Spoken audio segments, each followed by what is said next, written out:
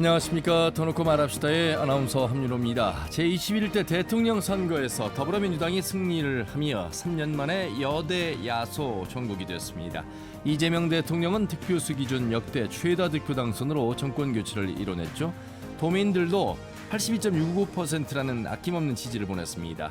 국보로 업무에 돌입한 새 정부인데 국정 안정과 사회 통합에 최선을 다하고 있습니다. 또 전국에 약속했던 올림픽 유치 지원 등 구체적인 공약 실천으로 새로운 미래를 제시해야 될 텐데 기대를 해보겠습니다. 오늘 정치 토크 시간입니다. 새 정부 출범, 민심이 원하는 건 무엇인가라는 주제로 함께하겠습니다. 21대 대통령 선거 결과 분석해보고요. 전국의 투표율, 또 전국의 공약 실천과 현안 해결을 위한 정치권의 행보 살펴보도록 하겠습니다. 유튜브에서 터놓고 말합시다를 검색하시면 실시간 보기, 다시 보기 가능합니다. 많은 의견도 올려주시길 바라겠습니다. 토론에 들어가기 앞서 도민들은 이번 대선 결과를 어떻게 바라보고 계신지 김세별 리포터의 도민 인서트로 함께 들어보시죠. 이재명 후보의 표가 50% 이상 나올 줄 알았는데 그것보다 살짝 낮게 나와서 좀 아쉽긴 하지만, 그리고 이재명 대통령에게 이제 바라는 점은 우리를 좀 많은 지원과 정책을 펼쳐서 좀 먹고 살 수 있게, 좀 더 지금보다 삶이 좀 나아질 수 있게 도와주시길 바랍니다. 너무 예상했던 결과였는데 생각보다 김문수 후보가 선방했다라고 생각했어요. 우리나라가 양극화가 되게 심하다고 생각하는데 이번에 그걸 두 후보분들이 잘 이용했던 것 같고요. 실제로 대선 결과에서 봤을 때도 윤 정부가 한 그 계엄 때문에 반발이 좀 많긴 하지만 또 생각보다 민주당에 대한 반발도 사람들이 크다고 저는 생각을 해요. 그래서 이렇게 별로 비등비등한 결과가 나오지 않았나. 가장 경제 쪽을 우선시하는 대통령을 봤습니다. 민생 경제를 좀 살렸으면 좋겠습니다. 자영업자들이 너무 힘드니까, 또 기업들이 수출이나 이런 것들에 트럼프 정부 들어서서 많이 힘들어하니까 그런 부분에 있어서 빠른 대처를 해줬으면 감사하겠습니다. 대선 결과는 예상했던 대로 사실 이견은 없어서 그렇게 놀랍진 않은데 집값도 조금 더 잡혀가지고 서민들이 살아갈 수 있는 그런 나라가 될 수 있었으면 좋겠습니다. 저는 지역이니까 공공의료 부분에서 지역에 확충이 됐으면 좋겠고, 전 세계적으로 기후위기가 문제가 되고 있으니까 기후 관련 대책이나 더불어서 우리 농업을 지키기 위해서 개혁 수준의 뭔가가 있었으면 좋겠다 싶어요. 네, 도민들이 바라본 대선 결과와 대통령에게 바라는 점 목소리 들으셨습니다. 오늘 두 분과 함께하겠습니다. 전북일보 이경재 개원 논설위원 어서 오십시오. 네, 안녕하십니까. 참여자치 전북시민연대 김영규 대표님 어서 오십시오. 네, 안녕하십니까. 잠시 후에 더불어민주당 이원택 전북도당위원장 전화 연결해서 대선 결과와 과제들 살펴보도록 하겠습니다. 이경재 의원님, 네. 저희가 대선 전부터 이 정치 토크 시간에 대선의 움직임, 흐름 살펴드리기도 했습니다만, 한쪽, 그러니까 민주당을 지지하는 세력 입장에서는 이제 12.3 비상계엄과 내란 심판의 선거가 돼야 된다, 헌정수호가 우선이다라는 입장이었고, 또 한편으로서는 이 민주당의 다수당으로서 입법 독재를 막아내야 된다, 이런 또 주장으로 선거에 임했던 것 같습니다. 각 지정의 대립이 팽팽했는데 결과는 더불어민주당 이재명 후보가 대통령으로 당선이 됐습니다. 좀 짚어주시죠. 네. 내란 종식, 내란 극복이라고 하는 큰 의제를 놓고 쭉 6개월 동안 진행이 돼 왔단 말이죠. 근데 이제 결과는 뭐 다 아시는 것처럼 9.42%로 이제 1등 당선이 됐는데, 사실은 아까 인서트에서는 시민이 말씀을 하시던데, 이런 여건 환경이라고 한다면 사실은 50은 좀 넘었어야, 50%는 넘었어야 맞는 것 같고, 예. 근데 나중에 이제 여러 가지 실언들, 주변에 실언들이 나와가지고 49.4% 넘게 됐는데, 일단 동력을 확보는 했다고 저는 보거든요. 그래서 이제는 뭔가 좀 빠른 템포를 통해서 국민들이 갈망하는 여러 가지 민생 회복이랄지, 또 정치 회복을 통한 어떤 협치랄지, 또는 상생, 그런 통합, 이런 부분을 비전 제시하고 좀 실체 실행력을 보여주는 그런 것이 필요한데, 일단 뭐 아까 이제 얘기 나오는데 입법 독재 이 얘기가 나오지 않았습니까? 예. 근데 저는 그 부분을 좀 지적 안 할 수 없는 게, 취임날 첫날 오후에 법사위에서 그 대법원 증원 그 법을 소위해서 처리하지 않았습니까? 근데 그건 2, 3일 좀 묵게 할지, 또 일주일 뒤에 한달지, 뭐 대통령으로서 또 취임사를 내보내고 그에 대한 인적 구성이랄지 이런 활발할 때인데, 첫날 그런 거 하는 건 좀 아니라고 봐요, 저는 개인적으로는. 그래서 할 것은 빨리 하는 게 맞지만, 적어도 어느 정도 통합을 얘기하고 협치를 강조한 이 당일날 그런 것들을 이렇게 강약을 함으로써 오히려 그 신뢰에 좀 어긋나는 신뢰감을 훼손시키는 그런 것들을 민주당이 꼭 해야 되겠느냐. 그래서 이거를 좀 협의하고 좀 밀실 대화도 좀 하고 그래서 했으면 좋겠다 이런 간절함이 있고 예. 또 하나는 국정 과제를 이제 빨리 구동을 시켜야 돼요. 여러 가지 현안들도 많고 각 지역별 현안들도 많고 또 그동안에 어지럽고 흐트러진 여러 가지 그 질서들도 많고 그래서 이것들을 빨리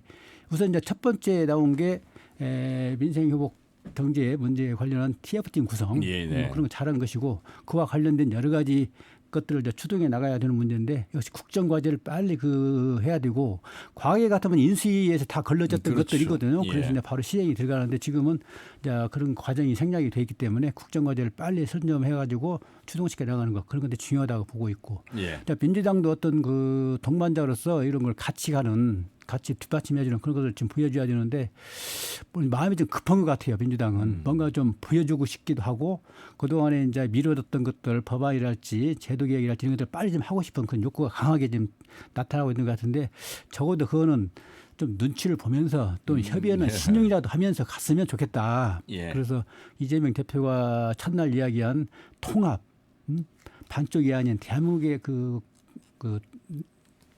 우리 국민 모두의 대한민국을 만들겠다. 협치를 통한 통합. 이 강조한 날 하는 거는 좀 아니라고 보고 좀 그 대목은 밀실 협의를 통해서지 그런 과정을 통해서 조금 신뢰성을 확보하는 쪽이 좀 안타깝다. 첫날 느낀 저 생각이 그렇습니다. 대통령 중심제, 대통령의 힘이 권력이 아닌 권한으로 가서 역시 국민을 위해 행사하는 책임 있는 자세를 아마 지난 윤석열 정부를 통해서 배운 점이 아닐까. 또 많은 국민들은 대통령이 바로 민생경제와 더불어서 또 화합하고 협치하고 국민 통합이라고 하는 큰 명제 속에서 해주길 바라는 마음은 간절할 것 같습니다. 그런 의미에서 이재명 대통령의 앞으로의 이제 행보에 대해서 많은 기대가 되는데 어떤 자세가 좀 필요하다고 보세요, 김영규 대표님은? 네, 이재명 대표는 지난 대선의 어떤 실패도 있고 야당 과정 속에서 어떤 투사나 투쟁의 이미지로 많이 구축돼 있는 지점이 있거든요. 이제는 대통령이 되었기 때문에 국가 원수로서 통합을 우선시하고 분열되어 있는 국론을 하나로 만들어 나가면서 국민들 눈을 바라보는 인내심을 가지고 그 경제 문제라든지 외교 문제라든지 여타의 그 문제들을 다뤄야 하지 않을까 이런 생각이 듭니다. 그 현재까지는 워낙 그 윤석열 정부 하에서는 여야 대결 구도 속에서 그러니까요. 협치는 말뿐이고 거의 뭐 적과 적의 대치 관계 속에서 진행되어 왔고 그런 과정 속에서 입법들도 상당히 날치기로 이루어졌고 대부분 이렇게 대화 속에서 서로 의견을 모아나가는 게 아니었기 때문에 일방의 어떤 법안들이 많거든요. 이제 이런 것들이 이제는 말 그대로 정권도 잡았고 국회도 다수당이기 때문에 좀 느긋함을 가지고 이해 세력들과도 대화를 하고 이러면서 성안을 해나가고 또 야당과도 대화를 하고 이러면서 좀 그들의 의견도 1%라도 들어주는 어떤 모습을 보여주고 이러면서 국정을 운영해 가야만 하지 않을까. 그래서 자칫하면 다수파의 어떤 논리에 빠져가지고 정권도 있겠다. 국회에서 뭘 하면 이제 다 된다고 생각하는 것이 오만함으로 빠져서 그런 모습들을 민주당과 정권이 보여준다면 어렵지 않을까. 그리고 저는 인사도 이제 아직 시작도 안 했지만 현재 거론되는 인물들을 살펴보면 그 거국적인 어떤 모습의 인사는 아니거든요. 철저히 충성 중심이 아닐까. 현재까지 거론되는 사람들을 보면 캠프에서 핵심적으로 했던 사람들 물론 캠프에서 열심히 한 사람들이 대접을 받아야겠지만 과연 그 사람들이 적재적소에 능력을 발휘할 수 있는 사람인가. 혹시 간물은 아닌지. 캠프는 대부분 백수들이 많거든요. 이미 원로들이나 백수들이 많은데 그 진짜 어떤 신사람이라든지 현재 역동적인 어떤 활동을 하는 사람들은 아니지 않는가. 그래서 그런 것들도 좀 제고돼야 하지 않을까. 현재 거론되는 걸 보면서 그런 느낌을 가졌어요. 그래서 결국은 이번 투표 결과가 우리가 12.3 내란 계엄 속에서 이루어진 조기 대선인데 대통령을 탄핵하고 여전히 그 투표 결과를 보면 동서가 분열되어 있고 또 어떤 호남에서의 압도적 지지 뭐 이런 것들이 아직도 있기 때문에 전체적으로 하나의 한반도의 어떤 통일을 지향하는 세력으로서의 어떤 나만의 모습은 아직까지는 아닌 것 같기 때문에 여기에 예. 진짜 유의하면서 정치를 해야 하지 않을까 이런 생각이 듭니다. 예. 하나 개인적으로 이경규님 좀 질문을 드리고 싶은 것이 과거 김대중 노무현 대통령이 당선됐을 때 상고 출신 뭐 이런 그 학력이 그 수식어처럼 따라다니는 지금 뭐 소년공의 검정고시 출신의 이재명 후보가 대통령이 됐다. 글쎄요, 이 지금 행정부의 수반이 이 대통령까지 가는 과정에 이 사람의 어떤 정치 철학, 어떤 정치적 여정이 있었는가가 더 중요한 것인데 어느 출신을 가지고 계속 프레임화하는 이 구도는 이제 이 대한민국에서 이제 이 선진국 OECD 12위 안에 들어가 있는 선진국으로서 이제 이런 구도는 좀 깨져야 되지 않을까, 인물을 평가하는 기준도 좀 달라져야 되지 않을까 이런 생각이 들어봅니다. 그렇습니다. 뭐 이제 뭐 유시민 작가가 한 발언이 이제 그 케이스인데 사실은 그 설란영 여사가 다른 지역에서 노조 뭐 관련 발언도 하고 그 예, 연장선상에서 이루어진 얘기인데 이제 그것이 거두절미하고 그 부분만 돌출됐는데 사실 유시민 작가 그 발언은 사실 망언이나 마찬가지라고 저는 보거든요. 그리고 막판에 유시민 발언이 50%를 넘기는 그런 걸 저지시키는 역할을 했지 않겠는가에 대한 합리적 의심을 할 수밖에 없는 상황이고 왜냐하면 그 발언은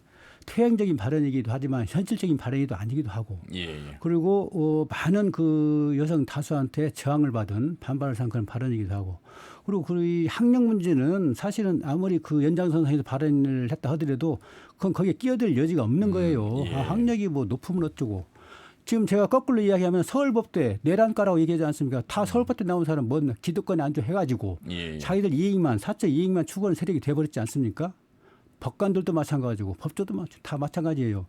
그런 사람들이 뭐 공동체 사회를 위한달지 나라를 위해서 뭐 기여하고 희생하고 예컨대 무슨 뭐 그 상속을 하지 않고 나라에 뭐 기부하는 또는 그 공동체 사회 기부하는 그런 걸 면모를 보여준 사람이 누가 있습니까? 없어요. 그런 사람들이.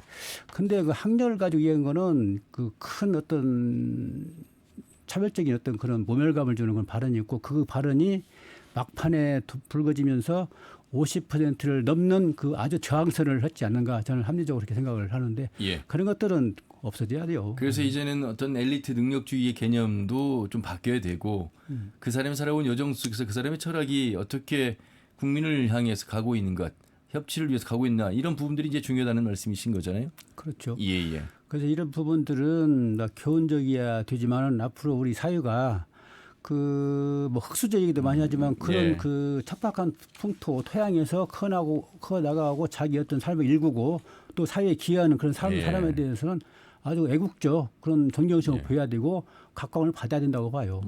이런 게 왜 중요하냐면 뭐 대선 말미에 이제 리박스쿨 사건도 있었고 우리 지금 은둔 청년, 고립 청년부터 시작해서 이 MZ 세대들 뭐 세대를 구분하는 것이 아니라 굉장히 힘든 시기에 특히나 소상공인 자영업자 여기 이때 교육에서도 그 뭐 굉장히 간극이 많이 벌어지고 있는 상황 속에서 사회적 문제들이 굉장히 많이 대두되고 있기 때문에 이 지도자를 바라보고 지도자가 바라봐야 될 그 시선은 그 기준점을 잘 좀 정해야 되지 않을까 이런 이제 고민 속에서 말씀을 한번 드려봅니다. 김영규 대표님 관련해서 혹시 한 말씀 해주시죠. 우리가 일제 감점기나 어려운 한국 전쟁 해방 전후 한국 전쟁 그 민주화 시기를 보면 학력이 높은 사람일수록 변절을 많이 했어요.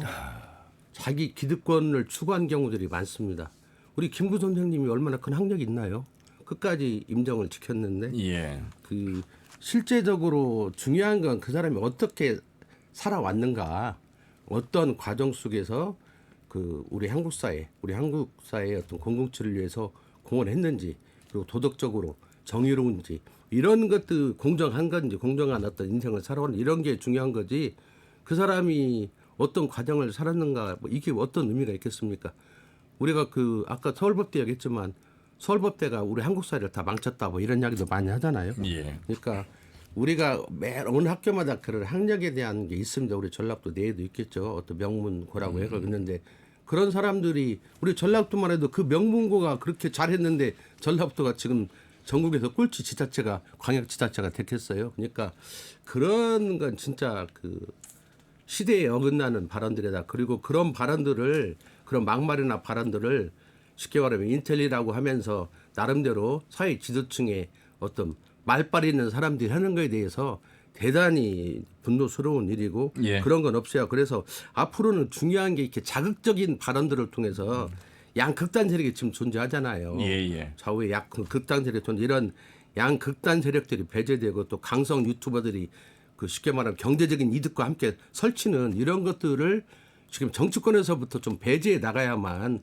자기 정치적 이득을 위해서 그 사람들을 이용하는 게 아니라 예. 그 사람들과는 점점 거리를 두어야만 우리 한국 사회가 좀 더 보통 사람들, 일반인, 상식과 이 상식이 통하는 사회가 될 수 있지 않나 이런 생각이 듭니다. 예.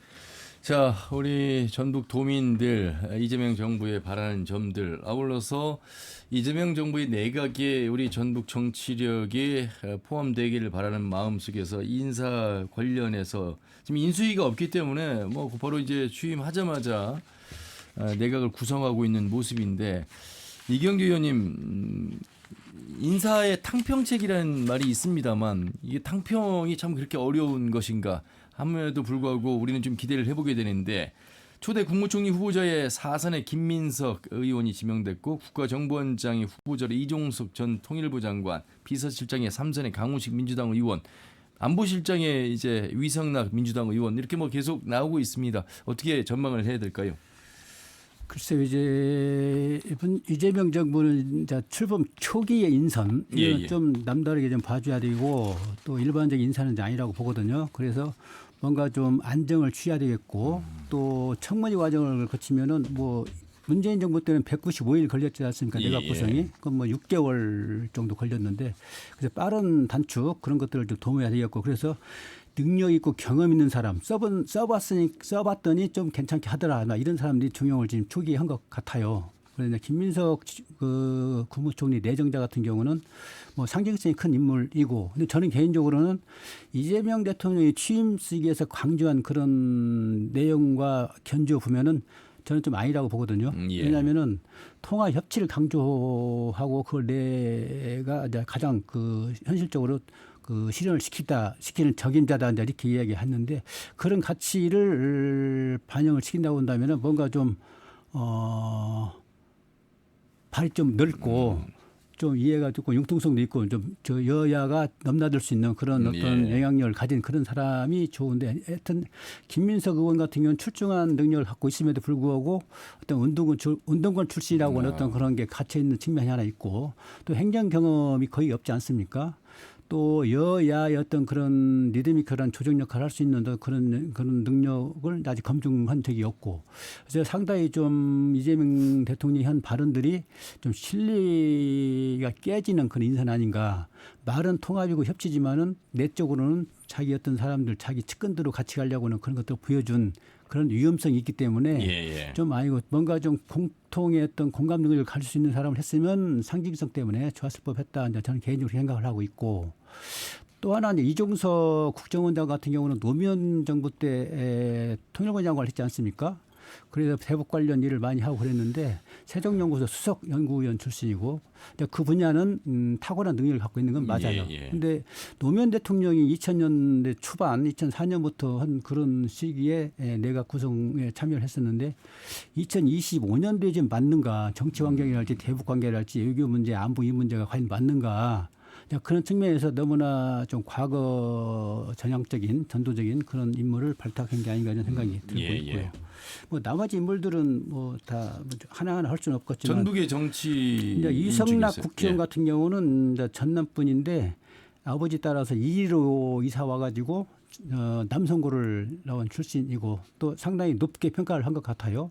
그 주 러시아 대사도 하고 맞습니다. 그래서 아마 그 경험적으로 이분 같으면은 안보실장으로 그 틀림이 없겠다 해서 아마 인선을 한 것 같고요.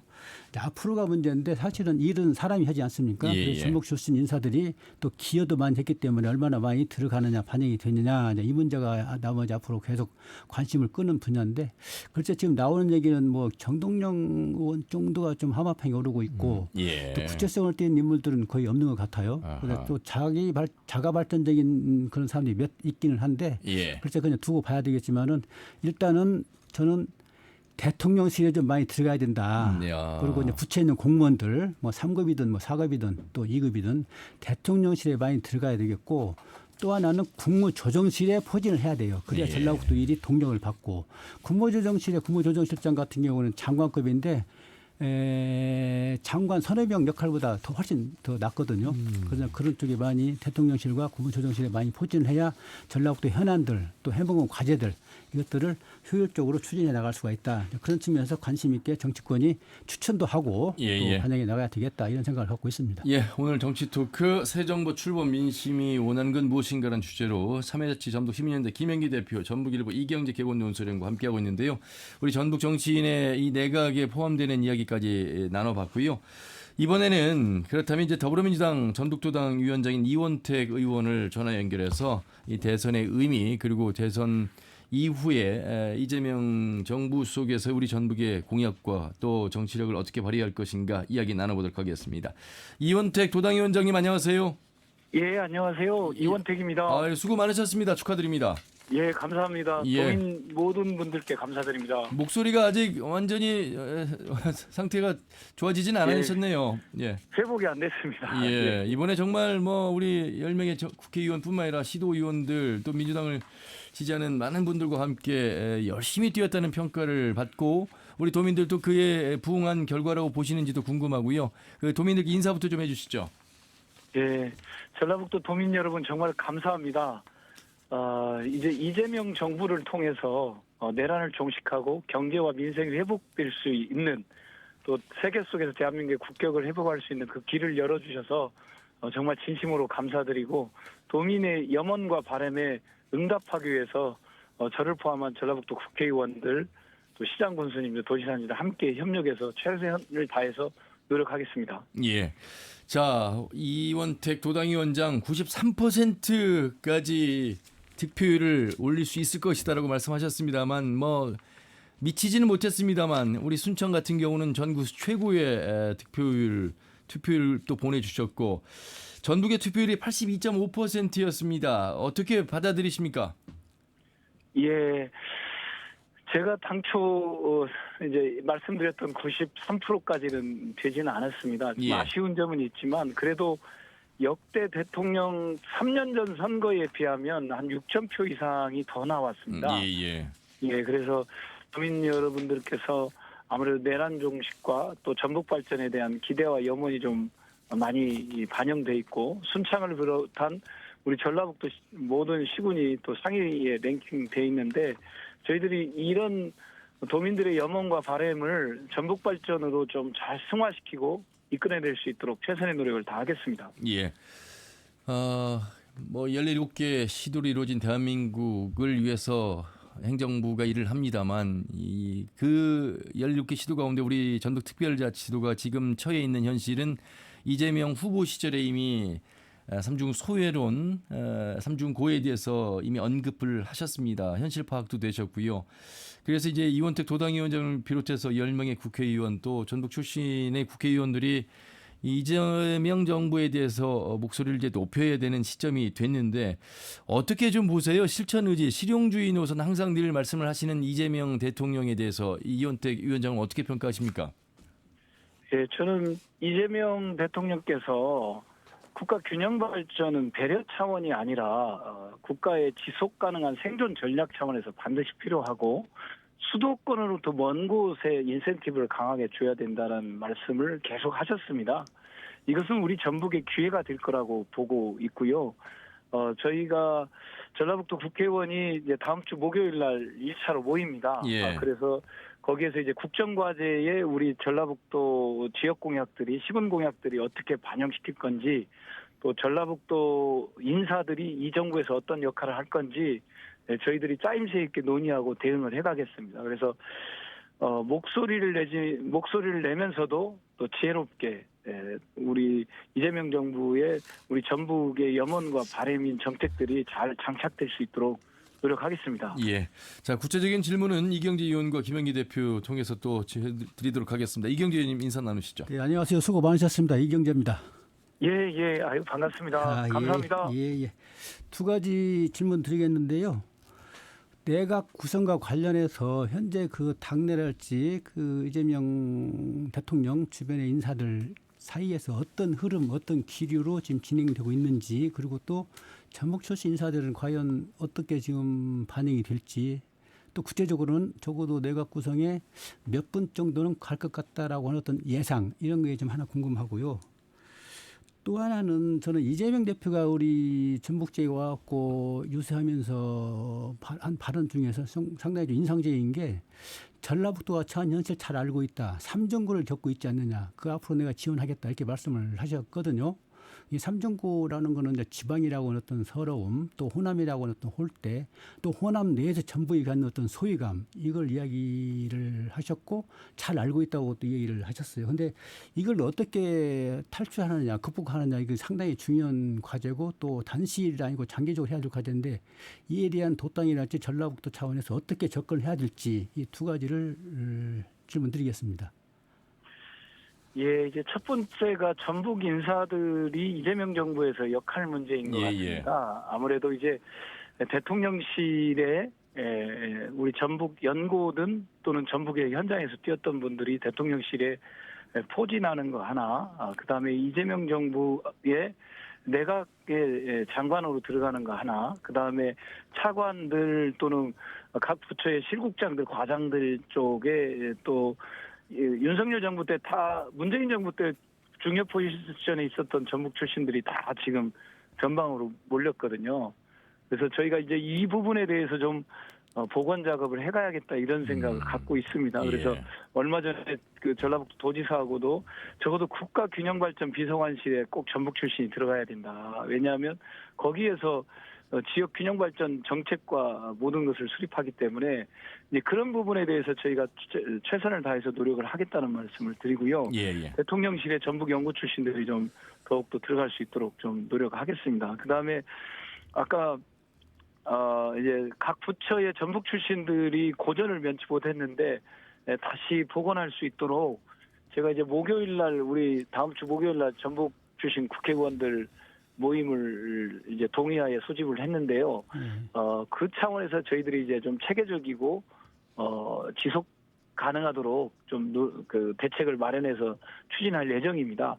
내각의 장관에 누가 들어갈 거냐 이 부분이 있는데 이재명 정부가 5년이기 때문에 초기에 들어가면 좋은데 그건 저희들이 지금 이제 정동영 의원님 또 이춘석 의원님 또 김윤덕 의원님 등 저희들이 내각에 들어갈 수 있도록 좀 힘을 모을 예정입니다. 또 지금 각자 그런 노력의 과정에 있다는 말씀 드립니다.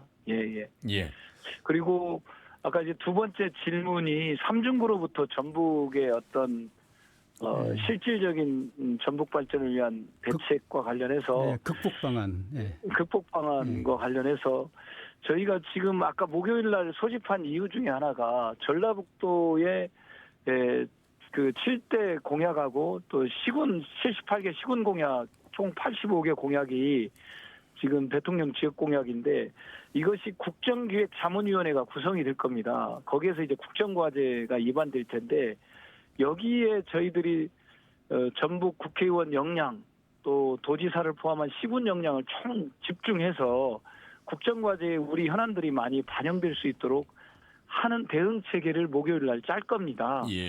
상임위별로 또 짤 거고 또 전북 연구 출신 국회의원들과 협력체를 구축해서 짤 거고 또 대통령실과의 어떤 교감을 통해서도 대응 전략을 짜겠습니다.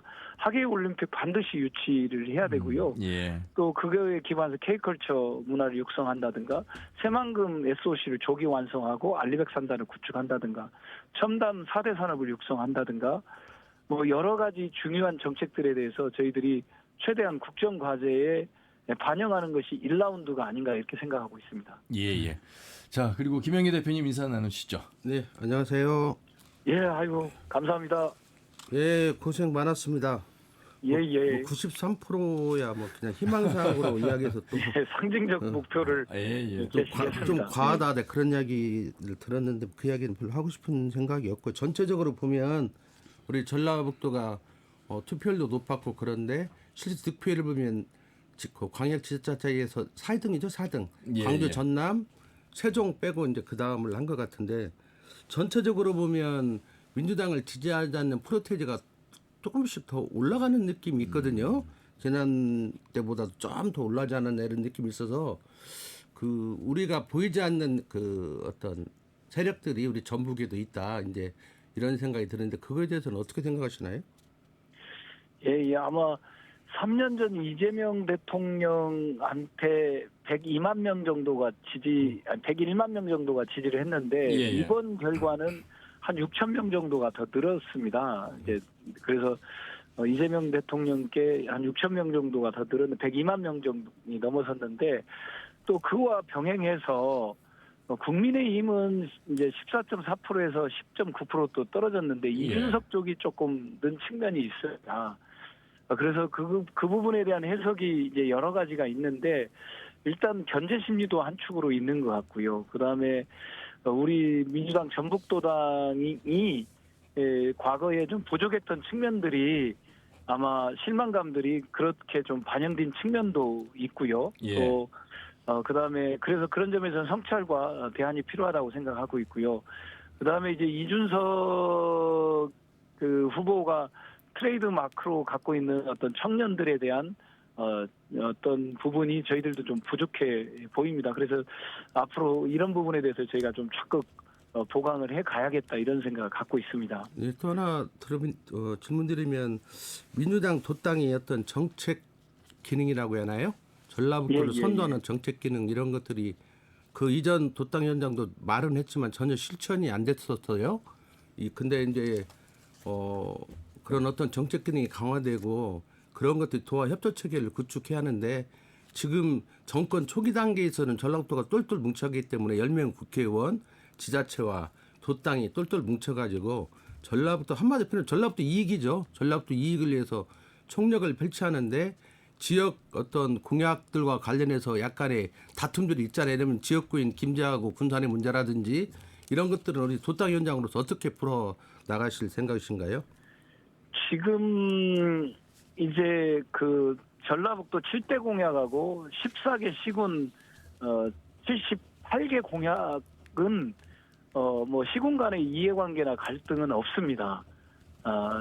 그래서 그 공약을 이행하는 데는 뭐 합심하는 데 전혀 문제가 없다는 말씀 드리겠고요. 이제 김제하고 군산이나 부안 같은 경우가 이제 관할권 문제에 대한 거기 때문에 그것은 충분히 대법원 헌법재판소에서 결정하는 체계이기 때문에 저는 거기에서 결정하게 하자라는 거고 그걸 심하게 캠페인은 안 했으면 좋겠다는 게 제 개인적 입장이었습니다. 그래서 캠페인을 하게 되면 서로 뭐랄까 좀 안 좋은 시각이 발생하기 때문에 저는 충분히 대법원 헌법재판소 그 절차를 통해서 해소할 수밖에 없는 게 아니냐 이렇게 보고 있고요. 아까 국정과제에 반영하는 것은 전혀 뭐 이해충돌이나 대립관계가 없다는 말씀드립니다. 최선을 다하겠습니다. 하나만 더 질문 드리겠습니다. 바쁘신 건 알고 있습니다만 자, 대선 끝나자마자 이제 시계는 지방선거를 향해 달려갈 것으로 예상이 됩니다. 지난 4월 담양군수 재선거에서 조국혁신당이 승리를 한 모습 보셨고요. 거기에 대해서 이제 아마 이재명 그 당시 대표도 한 말씀을 한 기억이 있습니다. 앞으로 어떻게 지방선거를 도당위원장으로서 좀 준비할 것인가. 아울러서 이제 조국혁신당이라고 하는 이번에 함께 이재명 후보를 지지했습니다만 내년 지방선거는 구도가 나뉘게 될 것으로 예측이 되는데 어떻게 이제 준비하고 계실까요? 저희가 이제 조국혁신당이나 다른 정당과는 경쟁과 협력 관계라는 뭐 기본 기조를 유지할 거고요. 이제 다만 우리 당의 이제 공천 문제와 관련해서는 당원과 도민이 결정할 수 있도록 그 기회와 폭을 열겠다 이렇게 생각을 하고 있습니다. 그래서 당원과 도민이 결정하는 체제를 유지 확대하겠다는 말씀을 좀 드립니다. 아마 담양 선거 때도 조국혁신당 후보가 우리 당에서 사실상 활동했던 후보인데 공천 과정에서 예를 든다면 배제될 위험성이 있다고 판단해서 탈당을 한 케이스로 제가 알고 있습니다. 그래서 어떤 국회의원 특정인과의 관계라든가 이런 것 때문에 탈당하거나 그러지 않고 공정한 기회 당원과 도민이 결정하도록 저희들이 폭을 열겠다는 말씀 드리겠고요. 다만 후보의 정체성이나 도덕성이나 개혁성이라고 하는 측면에 대한 심사를 안 할 수는 없고 그것을 너무 과도하게 하면 인위적으로 컷오프한다는 인식이 있을 수 있고 예. 너무 느슨하게 하면 당의 정책성이나 도덕성이나 개혁성이 약하다는 비판을 받을 수 있기 때문에 기본은 당원과 도민이 결정하게 하되 그런 점에 대해서 공정하면서도 철저한 검증을 해가겠습니다. 제가 질문 하나 드리는데요. 예. 기초단체장 관리가 곧 중앙당으로 넘어간다는 이야기가 선거 전에 많이 있었거든요. 대선이 예. 끝나면 아마 중앙당이 그것을 밝힐 것 같다는 이야기는 그게 어떻게 진행되고 있나요? 저도 그런 얘기가 있다는 얘기는 들었는데 우리 당 당원 당규상 불가능합니다. 예. 그것을 지금 광역시도당에서 공천을 하게 돼 있는데 그걸 중앙당에서 하겠다는 것은 뭐 저도 그런 지역 내 소문이 있다는 건 들었는데 그건 당원 당규상 불가능하고요. 그것을 17개 광역시도당 위원장이라든가 국회의원들이라든가 우리 당원들이 그걸 동의할까? 저는 그 쉽지 않은 거라고 봅니다. 그건 일부의 좀 오인된 정보가 아닌가 이렇게 생각하고 있습니다. 김 대표가 한 지적은 당헌 당규를 고치겠다는 얘기야. 당헌 전제로 당규. 전제로 내가 하는 그만하려면 발언이라고. 민주당은 봐야 그냥 당헌 당규를 하루에도 열대 바꿨잖아요. 이번에도 보면. 예. 일부 이제 아니, 저희가 그래서 시대적 경계심을 상황이나 가져야 한다 이 말씀을 드리고 싶습니다. 예, 시대적 상황이나 조건에 맞게 당헌 당규를 개정한 것도 있습니다. 이재명 대표가 정치 탄압과 수사를 받기 때문에 그걸 보호하기 위해서 바꾼 건데 우리가 당내 지금 국가균형발전도 결국은 중앙 집권을 지역으로 분산하는 건데 당내 집중된 권한을 광역시도당에 권한을 줬는데 이걸 다시 중앙당으로 가져간다. 이것은 당내 민주주의에 역행되는 조치이기 때문에 그건 뭐 수용할 수 없고요. 거기에 대해서는 저희들이 분명한 생각을 갖고 있습니다. 예. 지금 뭐 기차를 타야 되는 상황인데 시간 한 1, 2분 괜찮습니까? 예. 이경재 의원님. 제가 하나 더 드리겠습니다. 김재부안 군산과 관련한 대법원의 판결에 따라야 된다는 건 아주 중요한 말씀을 하셨고요. 정치권에서도 그렇게 좀 인도하고 끌어가는 그런 노력을 더 보여서 자치단체끼리 충돌하는 그런 걸 좀 없애야 되겠어요. 이 중앙부처에서 볼 때는 아주 볼썽사납거든요. 그래서 그 자치단체끼리 싸우는 그런 것은 탈피하고 중앙 어떤 대법원이 됐든 중앙행정기관이 됐든 그 결정에 따르는 그런 쪽에 갔으면 좋겠고요.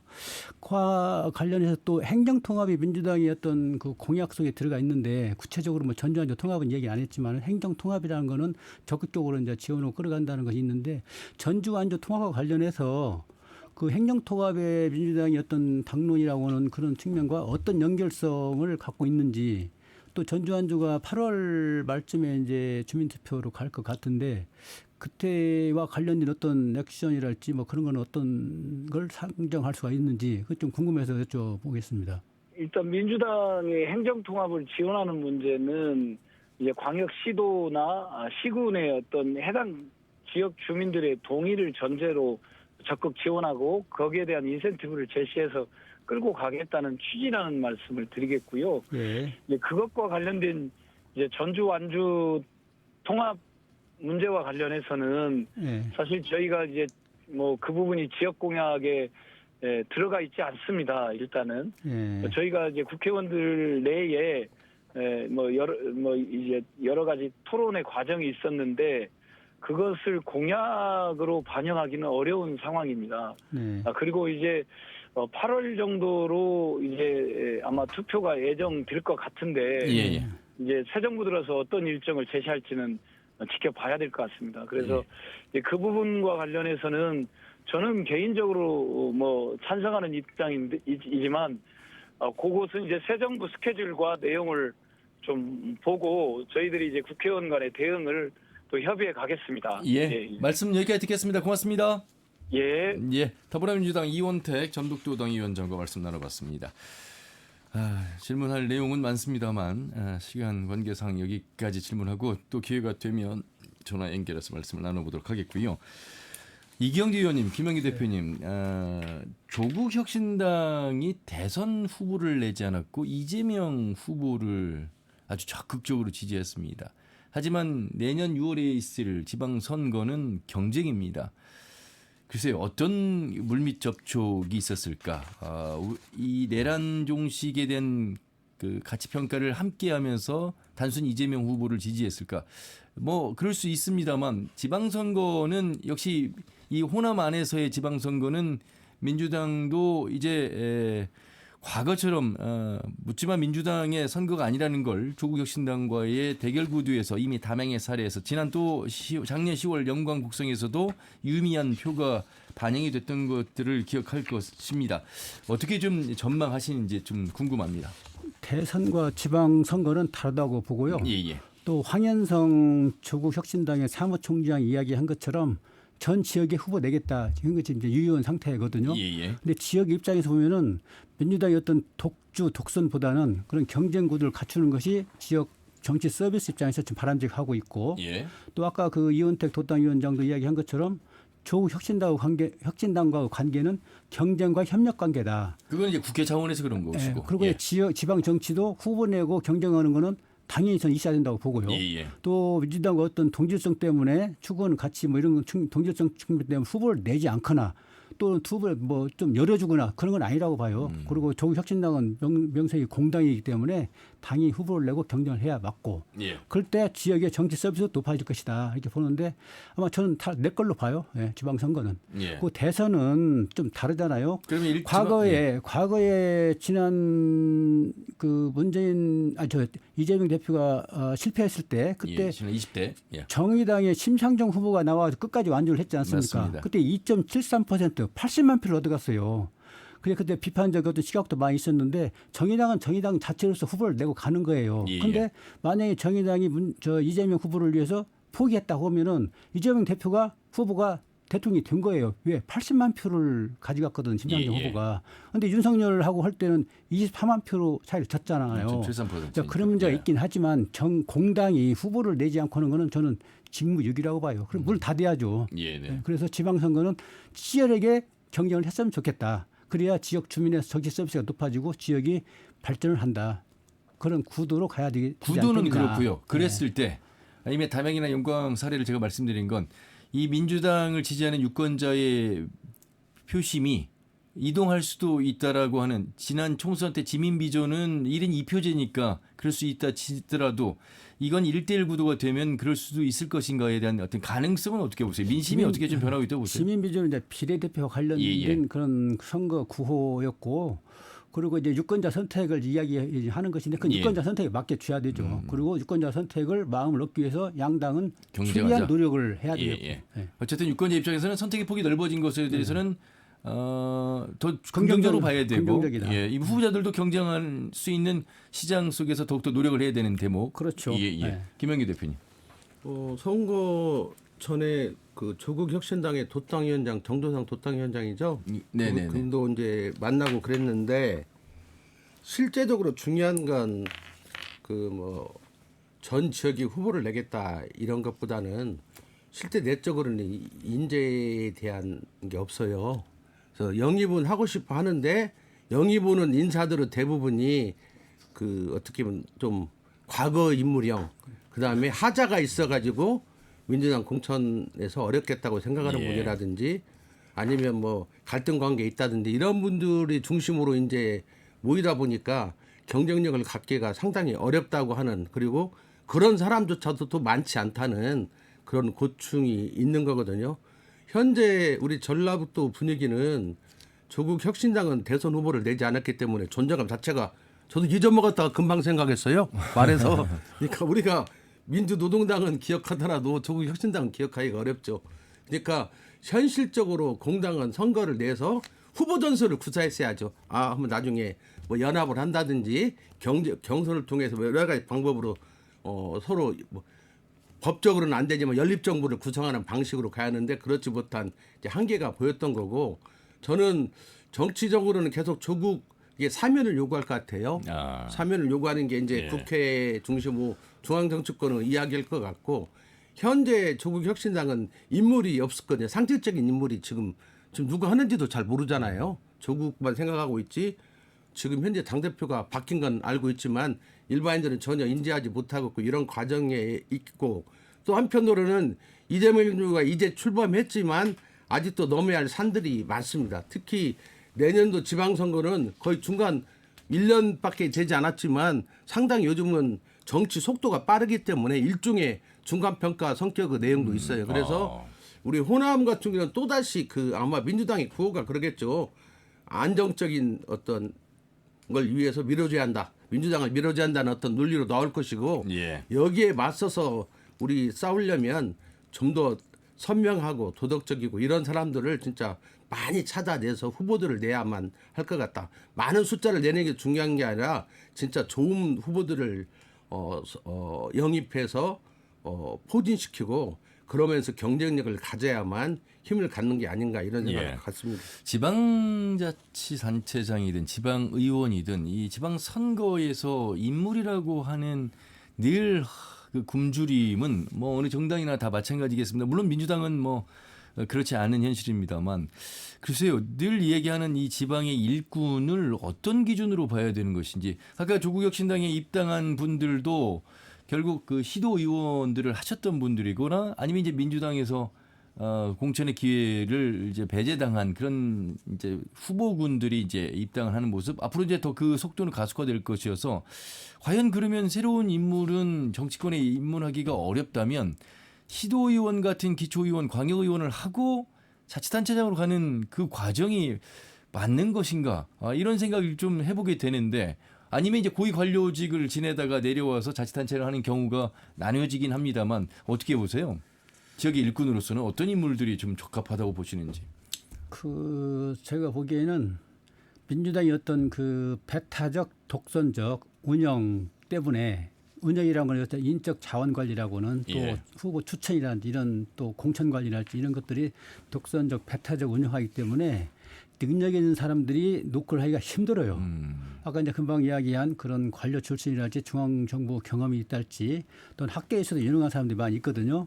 그런데 이 권리당원이라고 하는 그 한계를 벗기가 어렵기 때문에 노크를 못하고 있는데 그거를 어떻게 효율적으로 끌어들이는가 이것이 하나 이제 과제가 될 수가 있을 것 같고요. 그리고 또 하나는 지금 권리당원 운영을 하고 있는데 이 권리당원이 상당히 배타적으로 행세를 하고 있거든요. 그래서 일반인은 뭐 그 엄두도 못 내고 정치를 웬만큼 그 확실하게 하지 않으면 권리당원 확보하기가 어려워요. 또 재정도 있어야 되겠고 인적 그런 스펙트럼 좀 넓어야 되겠고 그래서 그의 어떤 그 허들을 어떻게 넘을 수 있는지 이런 것들을 좀 다각도로 이렇게 생각을 해서 좀 내놔야 일반 또 영향 있는 사람, 능력 있는 사람들이 이제 거기에 참여를 할 수 있을 텐데 이 두 가지는 상당히 그 너무나 배타적인 어떤 장치로 보여가지고 그 유능한 사람 끌어들이기가 어렵다. 그래서 정당 언저리에서 놀거나 정당 경험을 하고 있거나 또 현역으로 활동하고 있거나 이게 어떤 울타리 역할을 하는 그런 부작용이 크다. 그냥 그런 걸 넓히려고 한다면은 이제 100% 오픈 프라이머리로 가는 방법이 있죠. 그래서 날려놓고 뛰라. 누구든지 와라. 모시겠다. 뭐 이런 장치라고 한다면은 유능한 사람들도 참여할 수가 있겠죠. 민주당이 그렇게 하겠습니까? 지금 권리당원도 더 계속 강화하고 있는데 그게 어렵다는 거죠. 이 대선 전국에서 그 조갑재 보수 동계 위원의 그 말씀이 인상적이었던 게 보수는 당원으로 이루어지는 정당 정치가 아니라 이너서클로 이루어지는 국민의힘의 어떤 모습들을 봐왔고 민주당은 오히려 당원 중심의 강한 아까 배타성도 말씀하셨습니다만 지나치게 당원 중심으로 이루어지고 있는 모습 속에서 완전히 다르다 이런 말씀하셨는데 그 완전히 다름의 해석으로 보면 그 민주당에 텃밭인 이 전북 호남에서의 바로 그 경선이라든지 진입 자체가 상당히 어려운 구조다 이런 말씀을 지금 계속 강조하시는 것 같습니다. 우리가 옆에서 보더라도 정치 신인이 현재 민주당의 당원 경선 그것도 현장 투표가 아니라 여론조사로 다 하는 거거든요. 그래서 이 프로 당원들이 많아요. 프로 당원. 우리가 보니까 뭐냐면 1,000원씩 당비 내면서 그냥 365일 당원인 사람들이 선거 때 힘을 발휘하려고 그 힘을 발휘하는 이유는 진짜 민주당을 지지해서든 아니면 기득권을 유지하기 위해서든 관계망을 형성해서든 그런 사람들이 우리 전라북도에는 한 10만 명은 있는 거거든요. 거기다가 선거 때 되면 30만으로 늘어났다 또 탈당 이게 반복되고 있다. 그래서 한 지역구당 최소 5천에서 10,000명의 당원을 갖고 있어요. 그리고 연합을 하고 있습니다. 그래서 내가 시의원을 나가면 내 동네에서 내가 당원만 모집해서 경선에 참여할 수가 없어요. 왜냐하면 도의원도 있고 기초단체 있고 광역이 있고 이것까지 다 세팅이 돼가지고 국회의원이 미는 사람한테 표가 가기 때문에 한 사람이 그 많은 사람과 싸워야 한다. 그런데 이런 건 있는 것 같습니다. 우리가 과거 안철수 바람이 있었잖아요. 전라북도에요. 우리 호남에서 안철수 바람이 강하게 부른 적이 있었는데 그때 그러한 민주당 행태에 대해서 불만을 갖고 유권자들이 언제든지 폭발할 수 있다. 폭발할 수 있는데 대안을 줘야 한다는 거거든요. 그렇다면 현재 있는 조국 혁신당이나 여타의 세력들이 그러한 도민들에게 대안을 줄 수 있는, 혼자가 아니라 여럿이 함께하면서 대안을 줄 수 있다면 표심은 얼마든지 이동할 수 있다. 이런, 우리가 정권을 차원에서 민주당을 어떤 제1야당으로서 과거에 지지하는 거하고 지역사회 속에서는 현재 관료라든지 어떤 민주당이 30년의 어떤 독선적인 운영이 전라북도를 요모양 요꼴로 만든 거 다 알아요. 그걸 모르는 사람이 누가 있습니까? 다만 찍고 싶어도 그게 기분 나쁘면 투표장에 안 가면 되는데, 안 가면 섭섭하고 유권자는 또 권리 행사하고 그러면 찍을 데가 없고 이게 반복되고 있는 거거든요. 이거에 대해서 조국 혁신당을 비롯한 여타 야당들이 좀 더 적극적으로 대처해서 대안을 자꾸 내세운다면 그 뭐 시의원, 기초의원, 광역의원 한두 명 당선되는 거에 만족하지 말고 과감하게 좀 더 투자를 해야 한다 이런 생각이 듭니다.